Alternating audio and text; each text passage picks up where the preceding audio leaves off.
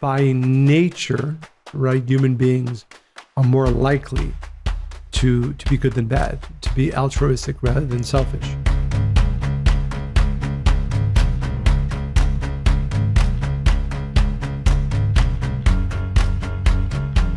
Welcome to Spiritually Hungry. What was that? It's been a time, I say. I think that's partly why we wanted to discuss what we're going to discuss today, and that is the idea of generosity. I think most of us consider ourselves generous. Do you think that's true? Or at least we'd like to. It's a very good question. I wonder. Everybody ask yourself. By the way, I'm sure there's studies about this. Everybody ask yourself this question. Do you consider yourself Well, it'd have to be on a scale person? of 1 to 10. How generous are you? It's an interesting question. Mm. But if I can, I would go a step back. And I think really at the core, and this is where especially I think in these times, it's an important question. And I'm not sure if we all think about this a lot, but we definitely live our lives based on some assumptions about the answer to this question. But I'm not sure that many of us have actually taken the time to think through this question. And that is, are people generally good or generally bad? Or put otherwise, Kind. do people behave selfishly most of the time?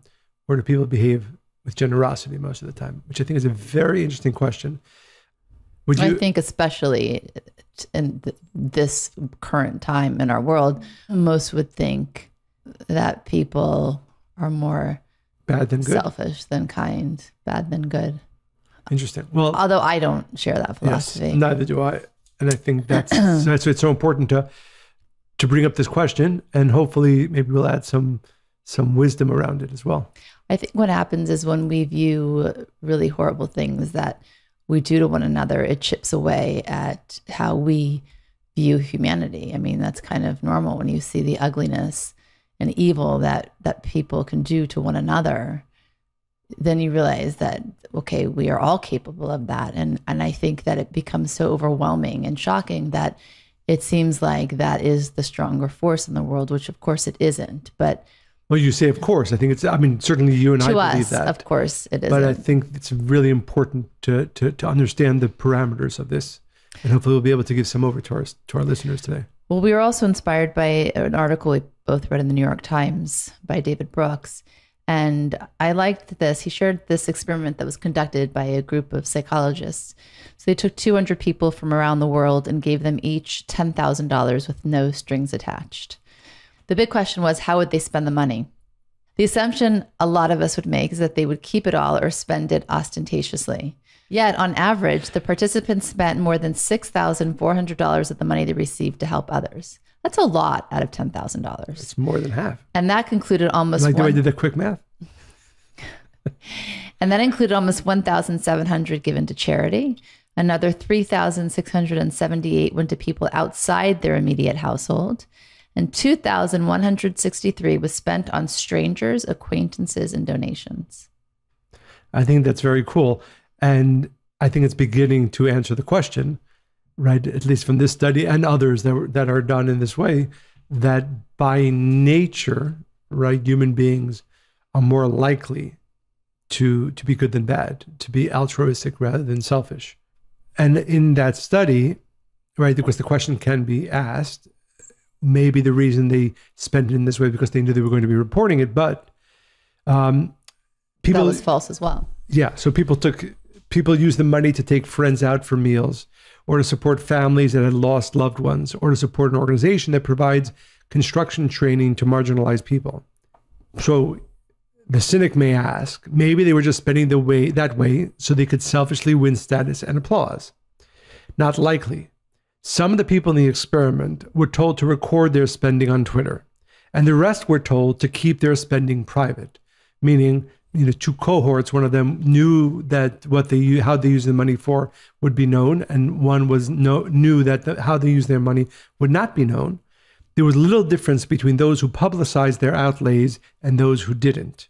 Overall, the researchers concluded that people find it rewarding to spend money on others. And I think... it feels good to give. And I don't think anybody can argue that point, right? Right. Well, I think the point is, in the past, and a lot of economic theory was based on people's selfishness. So David Brooks in the article brings the Right, I thought this was really interesting too. Right. So he talks about sort of Machiavelli, right? And the whole Machiavelli thesis is that people are deceitful, ungrateful, and covetous, and you have to live life in that way. And even classical economics is based on the idea that people relentlessly pursue their own self-interest. Gordon Tullock, for example, a famous economist, said the average human being is about 95% selfish in the narrow meaning of the term. Richard Dawkins, the biologist, argues that we are born selfish. Which is against everything Kabbalah teaches. One more piece of information. Only 30% of Americans say that they can trust the people around them, suggesting quite a grim view of human nature. So I think it's important. But that last bit, that doesn't seem 30% of Americans believe they can trust people outside of themselves. It has to do with all kinds of other things. I think, yeah. And I think, okay, so the spiritual perspective, right? So, and I think it's interesting, right? As is often true, the truth is somewhere in the middle, right? So it's not that Machiavelli or Richard Dawkins are 100% wrong. Certainly not that the studies that prove that people are more giving than selfish are wrong, but rather the understanding that we are actually made up of two equal parts. There's a part of us, which we would call the ego, or in Kabbalistic terms, the desire to receive for the self alone, is selfish. And there is that part of us, equal, maybe slightly stronger, that I would call is our soul, that part of us that enjoys giving, that knows that there's more pleasure in giving than in receiving. But if you think about in larger terms, what this means is that we have a choice. Now, we have a choice how to behave. None of us are born selfish. Richard Dawkins is wrong about that. We're born 50-50. And our environment, maybe wisdom we're shown or taught, will help us tilt one way or the other. We have free will. Well, I'm just thinking as you're speaking, when I was going to college, I was also working at a school, and I just learned so much by watching these children. Like, you would think that children are sweet by nature, and they are, right? And that they're kind-hearted, and they are. But if you ever see a child be like, no, that's mine, like the way they would fight and go at it. But then if you actually sat a child down and explained to them, like, well, Sally, which part of yourself do you want to give from? Do you think that makes Timmy feel nice? And then they would always melt into, yes, I want to give and share. But it's interesting because you actually see that 50-50. They're very malleable then, right? Right. But like, no, that's my toy, that's my truck, that's my cupcake. But then if you show them the other person's feelings and how that makes them feel, they'll quickly turn the other way. And so this is the second point, which I think is very important. Not only do I have a choice about which part of me I will live most of my life directed towards, meaning the soul part of me, the giving part of me, the altruistic part of me, or the selfish desire to receive for the self-alone part of me. How I view the world, how I interact with people, how I try to uplift people is very much my responsibility and free will as well. So, and also your view is going to make you be either more selfish or more generous. Right. So it's interesting. So we have the envious position of dealing or teaching people, being with people who are on a trajectory, a desire, a path of positive change. When I look at somebody, and I think this is a very important understanding, it's not that I necessarily see them as all good, right? None of us are all good or all bad, but it's just the fact that I have a strong belief that if a person wants to become better, he or she can. And I think part of the message we want to share today is that it is actually my responsibility to help others live up to their soul, live up to their better part, and not that other part of them. What's that famous overused saying, be the change you wish to see in the world, right? By being. Well, that's part of it. What I'm saying more than that, right? I'm saying not just. You always are. Thank you. I'll take that as a compliment. Sure. Not just what you said is very important, right? Well, I didn't say it. Yeah, but that point is very important. that it's also how, unfortunately, I know many people who aren't even in their own lives and in their own pursuit of life. Forget about not necessarily choosing more often than not the better part of them to behave with, right? But I think a bigger part of that is the fact that we actually have a responsibility towards many more people, towards our children, towards our friends, to uplift them. And uplift them means this message: you're my friend, you're my child, I love you, but be clear. Just like you have a soul part and a ego part, a part of you that wants to be giving more than receiving, and a part of you that wants to be receiving a lot more than giving. And I'd like to help you. With kids, obviously, it's more important to actually have this active conversation, to live more that soul part of you, that part of you that is generous, that is a giver. Well, it's interesting. I've talked about this a lot in terms of the parent-child relationship. The way it's set up from birth is the parent is the giver and the child is the receiver. And for some, right, that continues way beyond when it should, right? That continues on for the entirety of the relationship. But in fact, at some point, that relationship is supposed to shift, where then the child also becomes a giver and the parent can become a receiver. And then, of course, as the parent gets older and older, then again, the responsibilities change even more in that way. But I've heard you talk about this concept of sharing as a servant. And you had said that when we no longer feel that we have a choice about whether to give or not to give, our consciousness becomes that of a servant, not in the sense of lowering ourselves, but in the sense of elevating ourselves, which is exactly what you're talking about, right? By elevating ourselves, we also elevate those around us. Right. Yeah. If I may say so myself, it's not my original thought. It's from the ancient wisdom, but I think it's a very important way. And it's interesting. I'll start with the quote from my father, who would always say, "I am the most selfish person in the world. And therefore, I try to give as often as I can." And give, of course, not just physical, but it's in time and effort and love. Because I know that for me to be the happiest person is for me to be the most giving person. So I think it's really important that we're not talking about being, quote unquote, good person.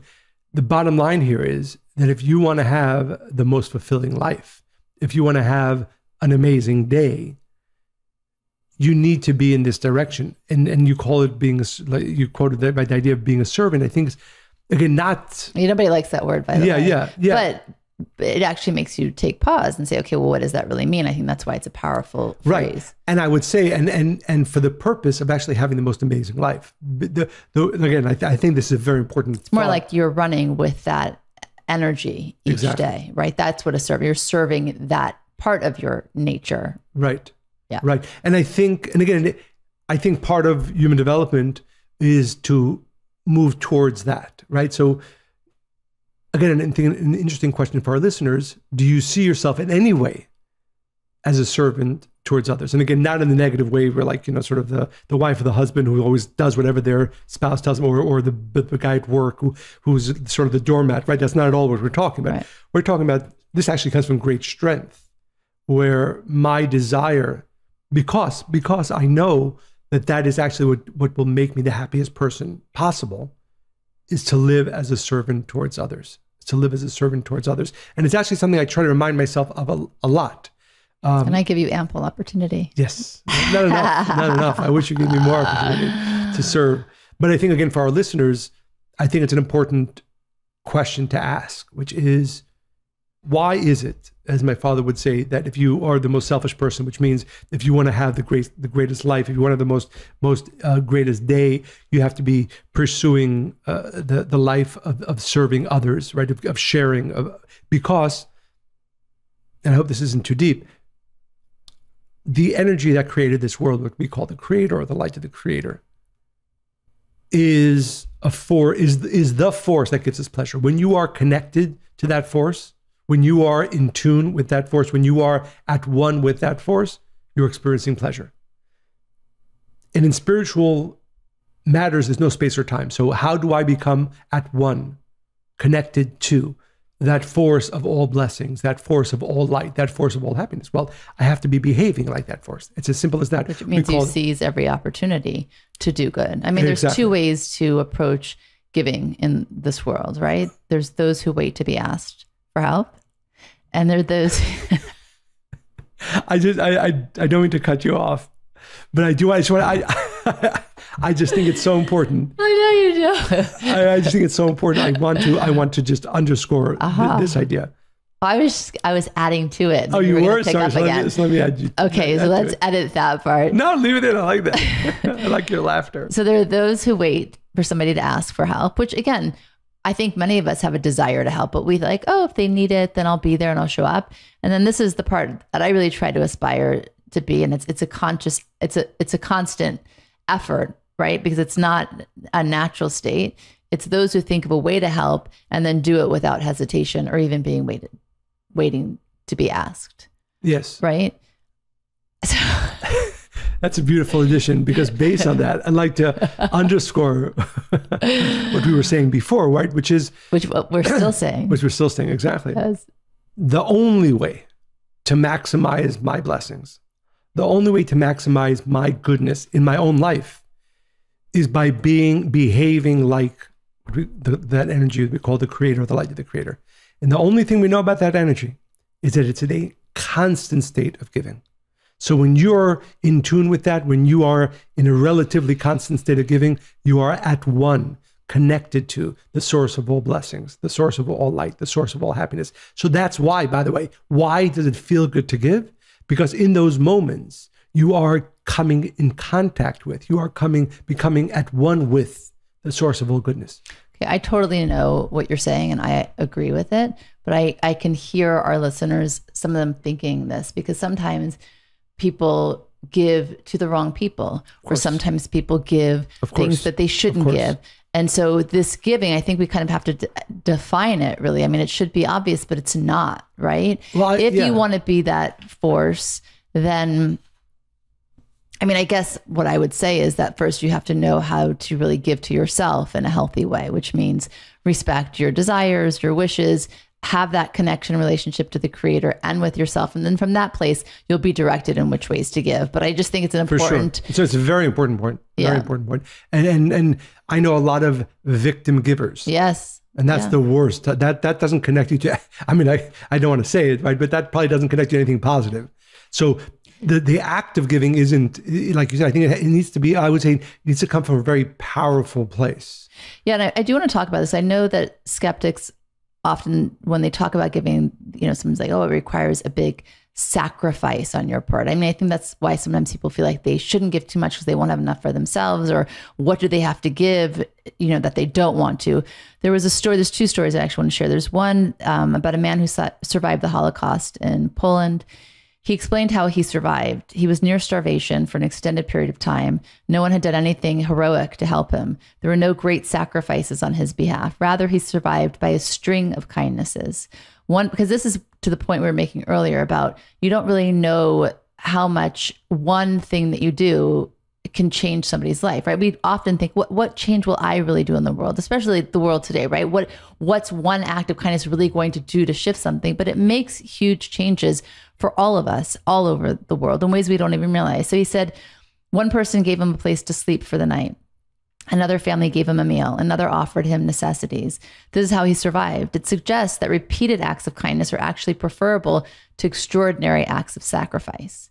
But now I want to play devil's advocate, because I thought this was really interesting as well. There was a study conducted at the University of Minnesota on the effects of starvation in 1944 and 1945. In the Holocaust, you mean? Mm-hmm. What the scientists understood at the time was that people all over the world were starving as a result of World War II. And at some point when the war was over, we would need to nurse them back to health. We'd need to send people to treat those impacted so severely from the tragedies of war. But no one knew how to do this best, right? They had never really come across this kind of issue.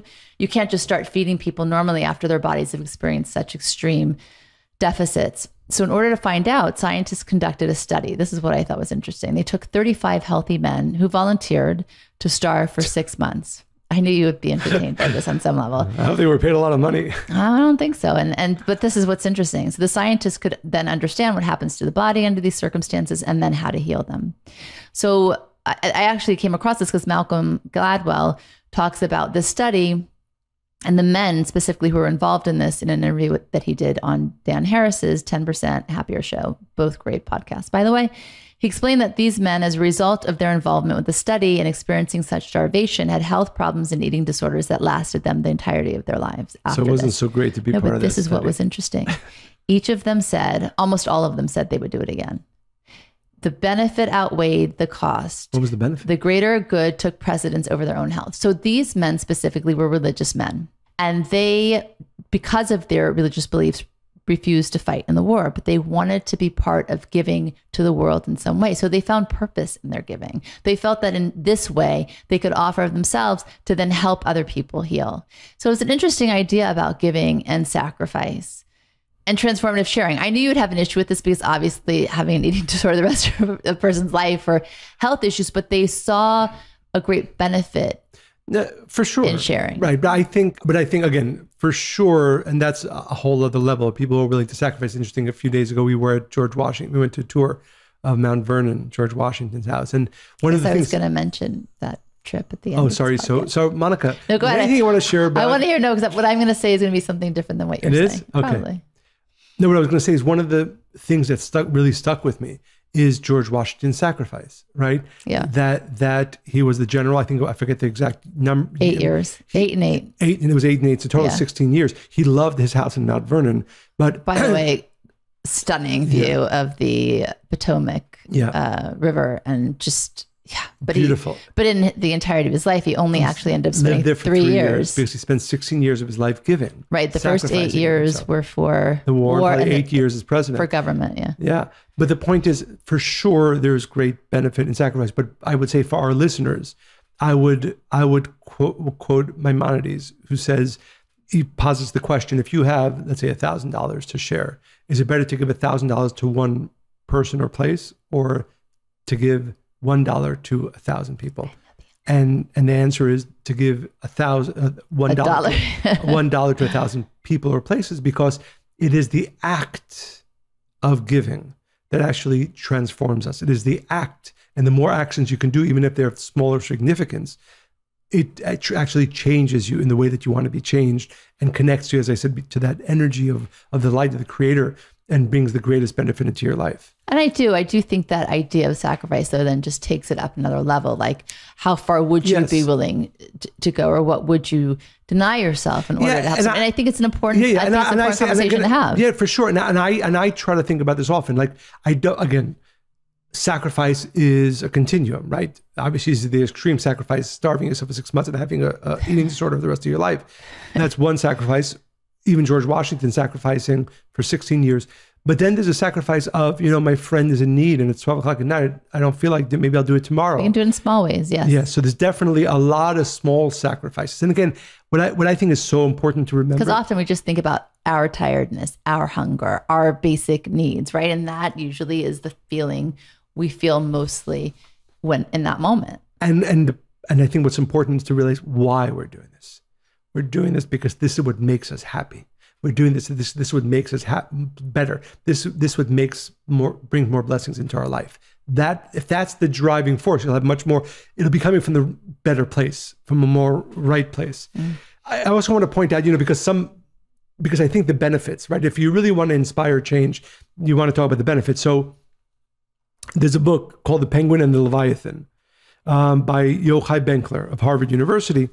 And he said, fully half of all people systematically, significantly, and predictably behave cooperatively. Across a wide range of experiments in widely diverse populations, one finding stands out. In practicality, no human society examined under controlled conditions have the majority of people consistently behaved selfishly. Mm-hmm. So in all studies, whenever you study, it's definitely hopeful and true. Adam Grant, and this I thought was really interesting as well. So he has a book called Give and Take, and he talks about, and he's an organizational psychologist. So he try to see in organizations, in companies, where are the givers and where are the takers, right? Where do they wind up in the company? Because one might assume the givers stay on the bottom, and the takers are the ones that grow. So are the ones that are in the boardroom or whatever. Exactly. Right. So he identified other centered people in the organizations, in parentheses, the givers, and self-centered people, the takers. The ones who were always on the lookout for what they could extract for themselves, right? So there's two groups, clearly, as we see in life. He found that many of the low-performing workers were givers. That's true, as one might unfortunately expect. They allowed themselves to be walked over, taken advantage of. But when Grant looked at the top performers in organizations, he found that givers dominated those ranks too. Mm-hmm. These givers had golden reputations, wider social networks, better relationships. People wanted to work with and collaborate with them. It's best to be a giver who knows in extreme cases how to stand up for oneself. But the reality is, forget now, because we're talking from spiritual sense, and hopefully we're trying to make it clear that this is a very selfish, necessarily selfish desire to become a giver. But also, if you want to look at work, if you want to look at how to make your way in society, this book also tells us that based on these studies, that the givers actually wind up on the top more than the takers as well. Right. It goes against what everybody feels in that moment, right? Like I see this a lot among women, and I see it less because I don't want to see it, right? I'm trying to be that force of change. But especially among women, there's this like, there's only enough room for one of us at the top, or one of us in the exercise space. And it's just, and I don't see it anymore because I don't want to see it, and I want to really be in a different space and create that kind of environment and community. But that is kind of the feeling, especially if women had a harder time getting ahead or whatever the narrative may be. There'll be 101 excuses, but the truth is it doesn't really work that way. Yeah. And I think it's a really important point. I think underlying all this is that we're not, our hope in sharing this is not just for our listeners to maybe change how they go through life, but also realize the responsibility that we have, both in how we perceive society. Science is telling us that people are actually behaving more good than bad. And we actually, each of us has a responsibility to uplift people, which means, again, with your children, with your friends, have this conversation around the fact that being a giver actually progresses you in life. Being a giver actually brings better blessings and benefits to your life. And I often think about it, and not coincidentally this time, as with all the chaos that's going on in the world, most of us know the story of Noah and the flood. And the story is that Noah was aware that unless humanity changed, there was going to be great destruction. And Noah decided to build the ark, talk a little bit to people, let them know what he's doing. Jump on it. And then save himself. And the Zohar, the ancient texts, really holds Noah accountable. Why did he not do more to try to change society? And I saw something which I think is a very important message, that it wasn't that Noah didn't believe in Creator, God, and the forces of good and evil. He didn't believe in himself. Mm-hmm. And I think whenever we see people behaving badly, whenever we see chaos in the world, I think the message for each one of us should be, believe in yourself. Believe that you can actually bring change, whether it's to one person, to 10 people, to 100 people. I think it's a very, very important message, especially at this time, and especially around this topic. It is our responsibility to uplift people. I'm sure, by the way, every single one of our listeners, of our thousands of listeners, has today an opportunity to lift up one more person than they think they can. And think how we've shifted and tilted the world to goodness. Yeah. 1,000%. Just think of it that way. So every time you do an act or I do an act, we should think of 1,000 other people doing that one act. And that changes everything. If our listeners needed any more reason to share, there is something that scientists have coined a term for the feeling of pleasure we get when we give. Do you know what it's called? The pleasure? No, tell me. The warm glow effect. Not only does sharing create a sense of happiness, as discovered in a survey of 30,000 American households, it was found that those who gave to charity were 43% more likely to say they were happy about their lives than those who did not give. But it also affords us the chance to grow, to change lives of others, our own, and ultimately the world. And I think we felt this warm glow effect this weekend when we were, as you said, in Washington, visiting one of our kids who goes to school there. And there were a lot of highs to the weekend, but the one that stood out the most to me, that made me feel the most happy and fulfilled, was this moment we had at the end of the trip. So we went to Mount Vernon, which is George Washington's house in Virginia. And it's really amazing how they've restored it. And they've also found, his personal items and actually put it in the house, like his bed, his desk.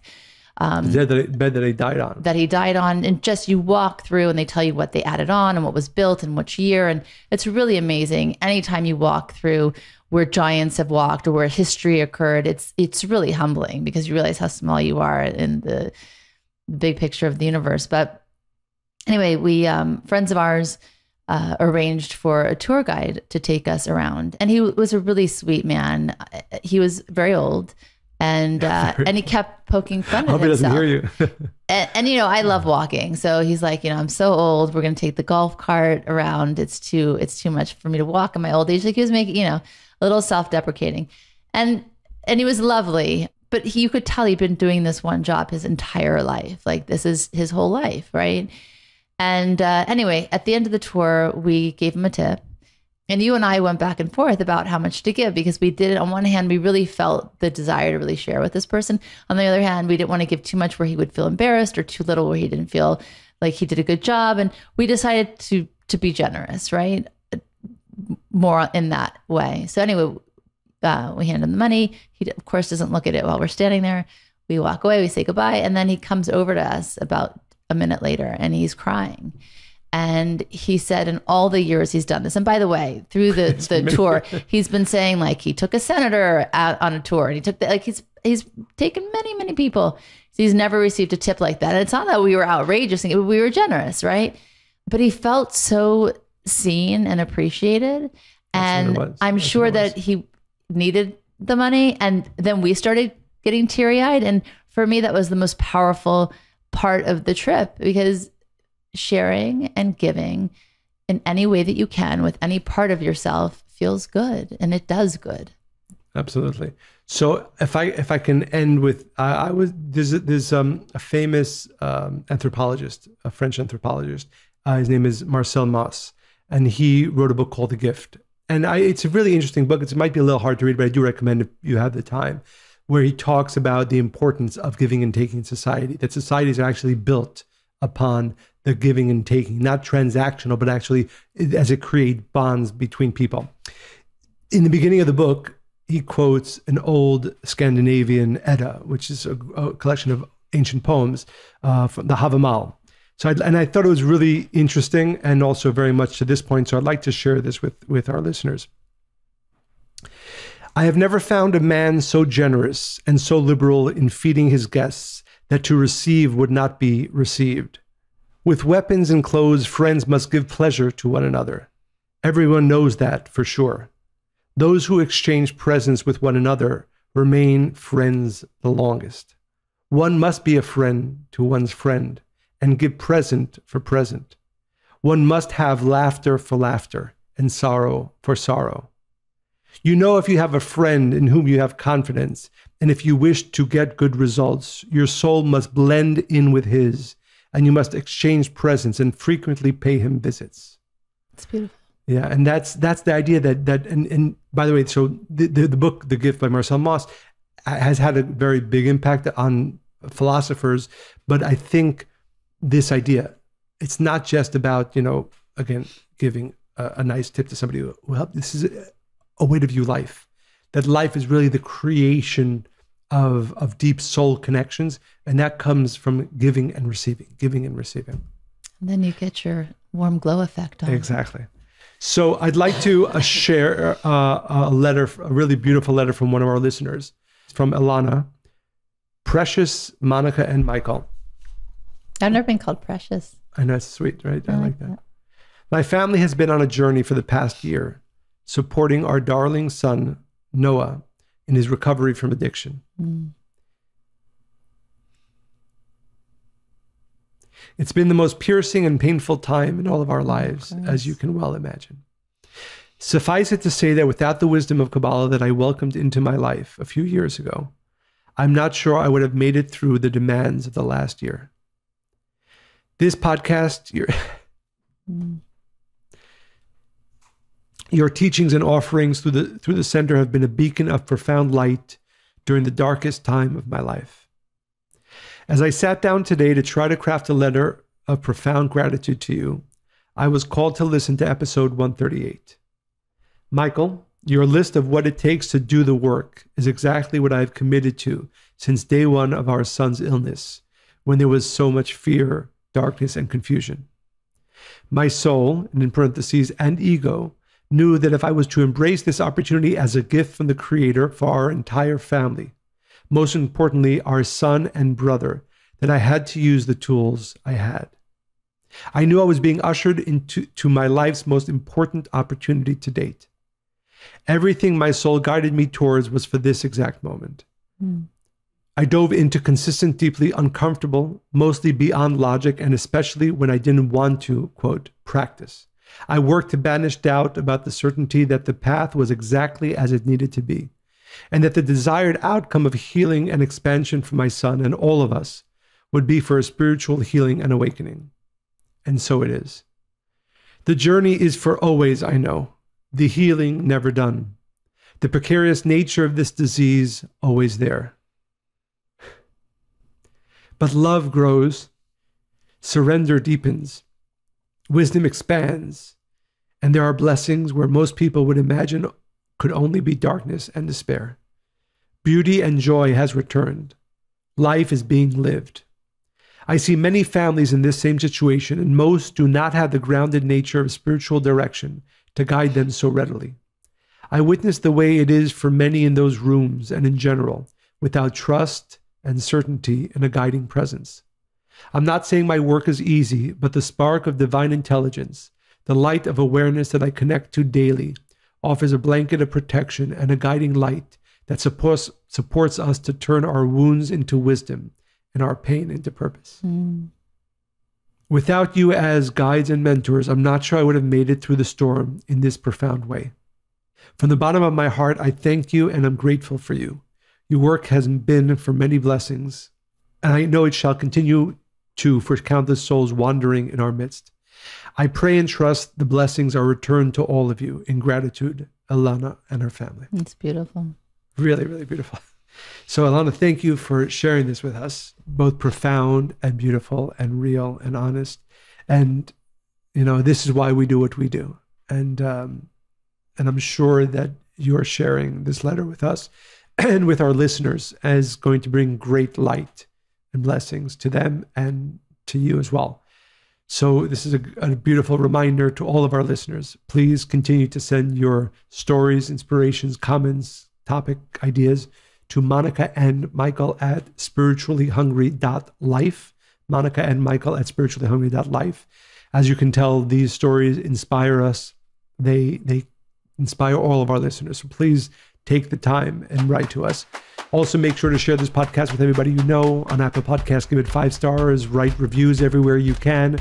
We do this because of the effect that this powerful wisdom has in so many people. And you can help us by sharing this with more and more people as well. We hope you enjoyed listening to this podcast as much as we enjoyed recording it. Stay spiritually hungry.